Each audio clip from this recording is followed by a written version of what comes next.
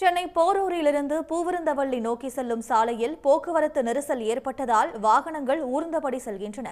கூடுதல் விவரங்களுடன் செய்தியாளர் பரத் இணைப்பில் இருக்கிறார். பரத், போக்குவரத்து நெரிசலை களைய என்ன நடவடிக்கை மேற்கொள்ளப்பட்டிருக்கிறது? மேலும் மாற்று வழித்தடம் என்னவாக இருக்கு? இந்த போரூர் ஐயப்பந்தாங்கலிலிருந்து அந்த பூந்தமல்லி கும்மனாஞ்சாடி செல்ல ஏறக்குறைய 3 கிலோமீட்டர் தொலைவிற்கான இந்த போக்குவரத்து நெரிசல் ஏற்பட்டிருக்கிறது. இதனால் வாகன ஓட்டிகள் மிகுந்த சிரமத்திற்கு ஆளாகியிருக்கிறார்கள். இந்த சாலை வழியே மெட்ரோ ரயில் திட்ட பணியானது கடந்த 2 ஆண்டுகளாக நடைபெறுகிறது. இதனால் இந்த சாலையானது குறுகலாக காணப்படுகிறது.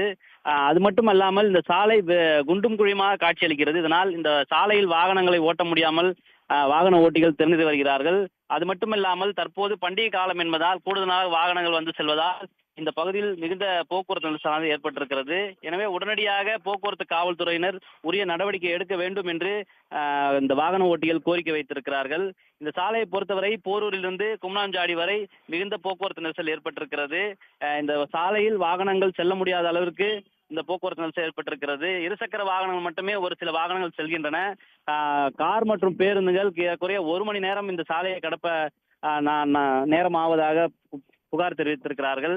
உடனடியாக இந்த போக்குவரத்து நெரிசலை இந்த போக்குவரத்து போலீசார் சீர் செய்ய வேண்டும் என்று கோரிக்கை வைத்திருக்கிறார்கள்.